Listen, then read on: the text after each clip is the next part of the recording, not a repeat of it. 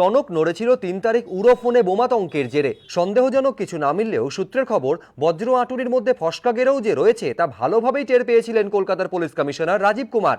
এবার তাই আরও আঁটোসাঁটো করা হচ্ছে নবান্নের নিরাপত্তা। নবান্নের 15 তলায় মুখ্যমন্ত্রীর দফতর, 14 তলায় বসেন মুখ্য সচিব, স্বরাষ্ট্র সচিব এবং ডিজি, আর 11, 12, 13 তলায় বসেন অর্থ দফতরের অফিসার ও কর্মীরা। এই অর্থ দফতরের নিরাপত্তাকেই আরও জোরদার করার প্রস্তুতি শুরু হয়েছে। নবান্ন সূত্রে খবর, অর্থ দফতরের কর্মীদের জন্য তৈরি হচ্ছে বিশেষ পরিচয়পত্র। সেজন্য অর্থ দফতরের কর্মীদের ছবিও তোলা হয়েছে। এই বিশেষ পরিচয়পত্র চালু হলে অর্থ দফতরের কর্মীরা ছাড়া সেখানে আর কেউ ঢুকতে পারবেন না।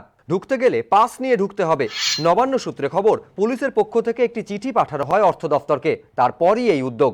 নবান্নের সব কর্মীর বায়োমেট্রিক কার্ড থাকলেও ধাপে ধাপে 14 এবং 15 তলার কর্মীদের জন্যও এই বিশেষ পরিচয়পত্র চালু এবং স্ক্যানার মেশিনের সংখ্যাও বাড়ানো হবে বলে সূত্রের খবর।